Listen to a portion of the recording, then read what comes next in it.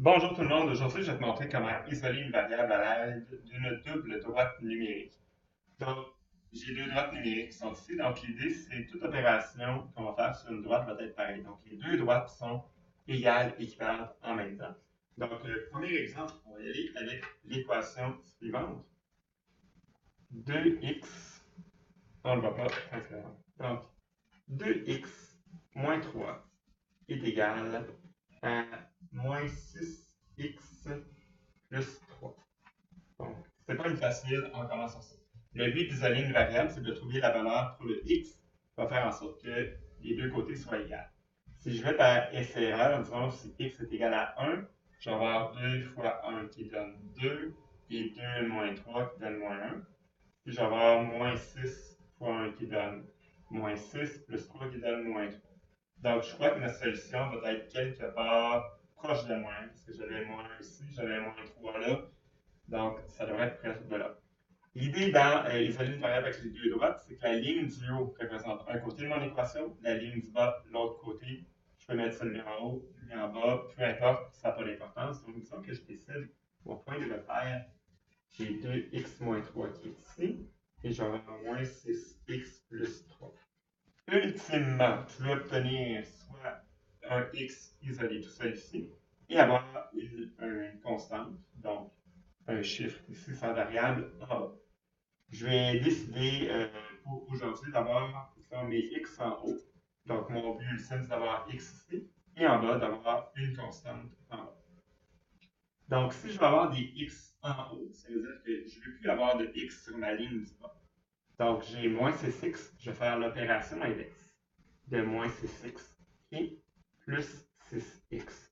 Tout ce que je fais sur une de mes équations, je fais la même chose en haut. Donc, je vais aussi rajouter plus 6x ici. Donc, 6x moins 6x, ça donne 0. Il va me rester 3 dans ma ligne d'en haut. En haut ici, j'ai rajouté 6x, j'en avais 2. Donc, à ce moment-là ici, je suis rendu à 8x moins 3. Donc, 8x moins 3, qui est égal à 3. C'est fantastique. Là, j'ai un problème. J'ai encore un coefficient avec sa variable et j'ai une constante moins 3. Je veux avoir juste des x à la fin, donc j'ai un intrus. Ça ici, cet élément-là, le moins 3, je dois m'en débarrasser. Pour m'en débarrasser de moins 3, je vais faire son opposé. L'opposé de moins 3, c'est plus 3. Donc, 8x moins 3 plus 3, il va me rester 8x en haut. Puisque j'ai ajouté 3 en haut, je dois ajouter 3 en bas pour que ça reste équivalent. Et ce qui est le fun, ben, 3 plus 3, ça donne 6. Donc, ça ici, c'était l'opération que j'ai faite. Donc, j'ai 8x qui est égal à 6. Malheureusement, je ne vais pas avoir 8x. J'en veux seulement qu'un. Donc, pour me débarrasser, j'ai 8 fois x. Je vais avoir un x. Je vais faire l'opération qui est la division. Je vais diviser par 8. Et même chose ici. Je vais diviser par 8. Donc, 6 divisé par 8, ça donne, par 8, ça donne 6 huitièmes. 6 huitièmes, c'est aussi égal à 3 quarts.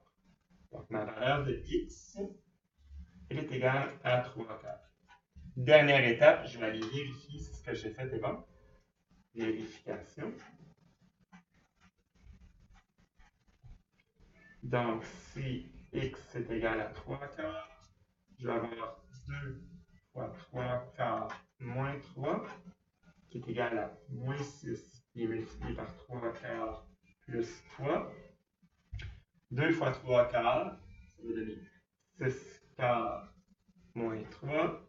De l'autre côté, je vais avoir moins 18 quarts plus 3. Je mets ça sur pause. Il n'y a pas de pause. Désolé, je vais chercher une feuille.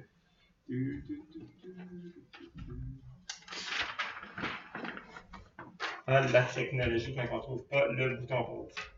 Donc, je vais avoir 6 quarts moins 3, qui est égal à moins 18 quarts plus 3.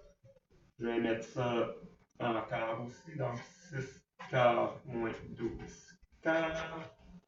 C'est genre moins 18 quarts plus 12 quarts.